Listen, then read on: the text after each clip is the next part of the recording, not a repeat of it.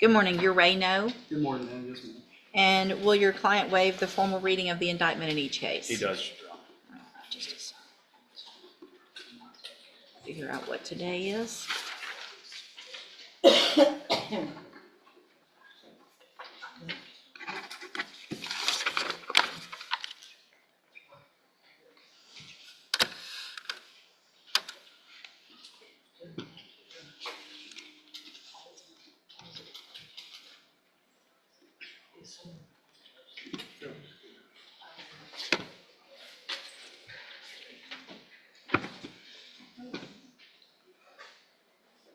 Sorry, can you get in there?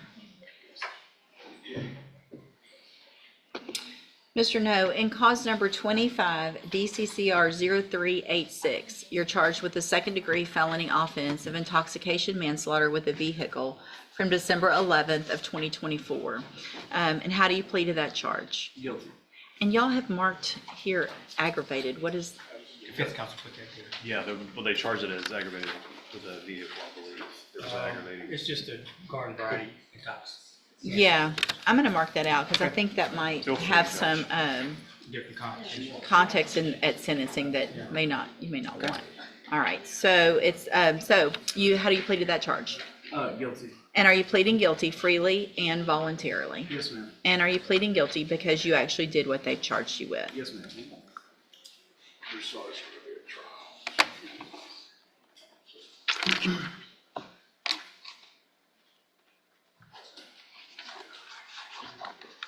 Sorry, give me just a second to get to the other one.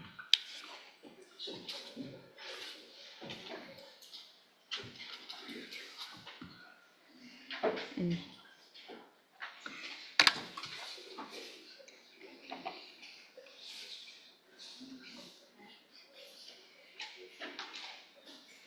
And then in cause number 25 DCCR 0387, you're charged with the state jail felony offense of driving while intoxicated with a child passenger from December 11th of 2024.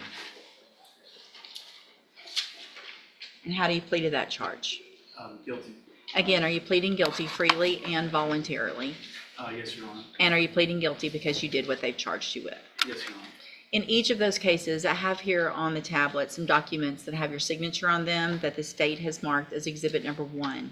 Before you signed these, did you go over them with Mr. Franklin? Yes, Your Honor. Do you fully understand them? Yes, Your Honor. And do you understand that it's first of all, it's the way this is written up is that you are pleading open to the court. There's no agreement. Is that correct? Yes, Your Honor. And so you guys, a couple things. I need the other one sent back. So is it on the trial court certification of defendant's right to appeal? On this case, the state jail, the admonishments were signed saying that they're waiving the right to appeal. And then on the certification, it's actually 2 of them were checked off. One is the defendant has waived the right of appeal, and the other is it's not a plea agreement and the defendant has a right to appeal.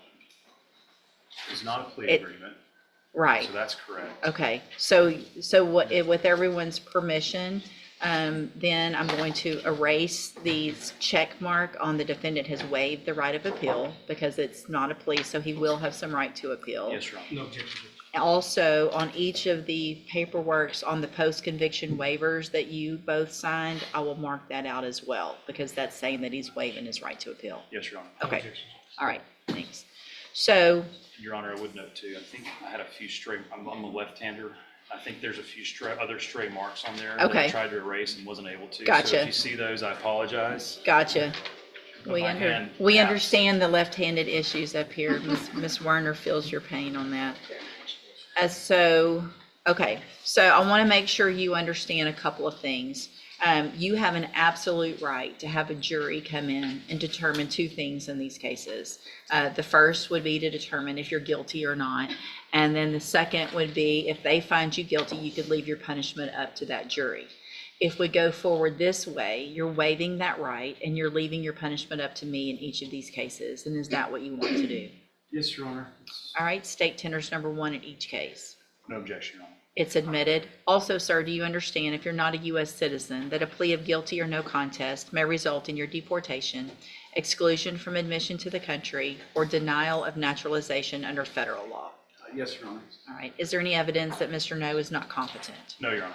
All right, sir, in each of your cases, I'm going to find that you entered your pleas of guilty freely and voluntarily, find that you're mentally competent and you understand the nature and the consequences of those pleas, find sufficient evidence to find you guilty. However, I'm going to reset your cases for a sentencing hearing so that the probation department can do a pre-sentence report. That'll give me more information about you, your cases, and then we'll come back later for sentencing. Obviously, if there's anything important that you want me to know, get that information to Mr. Franklin. He will present it to me on your behalf when we come back. Do you guys anticipate a little bit of extra time on this one as far as witnesses or argument, Just brief, not much. but a little more than normal? Yes, Your Honor. Okay, so if I were to set it at 11 on a docket date, we could, maybe an hour would be enough, or do you Yes, think Your we Honor. I need think some? an hour. Okay, all right, so we'll reset it for sentencing and we'll just do it at the end of a docket so you don't have to sit and wait unless you have some other cases. You need to stop and talk to probation on your way out of the courtroom, and she's sitting at that desk right over there. All right, we'll see y'all back at sentencing. Thank you. Thank you, Judge. Mr. Smith, there you go. Good morning. Good morning, sir. You're Brandon Broussard?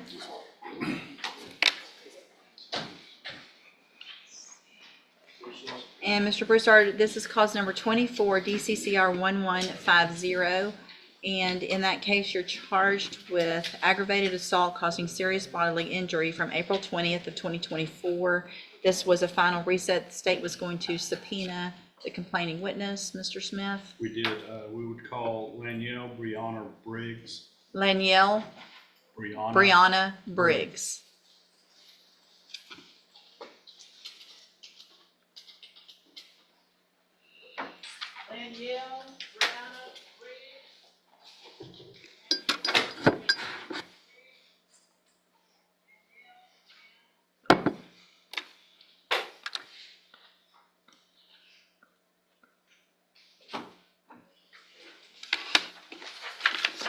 No response, Your Honor.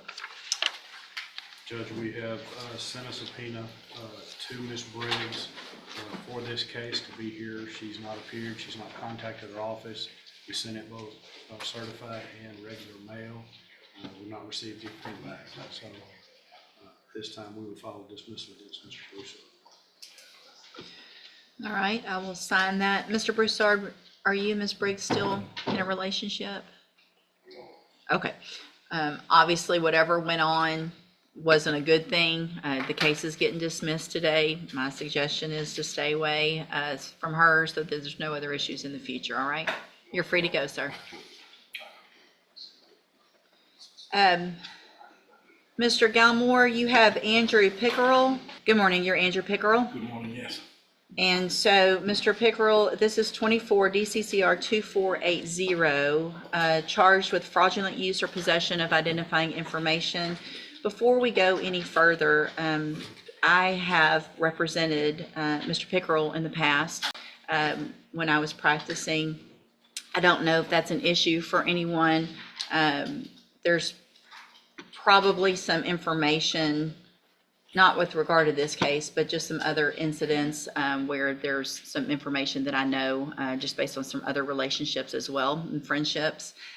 You guys might want to go visit real quick about that and let me know if y'all want to waive any conflict or if you want to stay. If you want to visit in the back, I'd be glad to visit about it as well. Okay. All right, so I'll just hold it for a few minutes.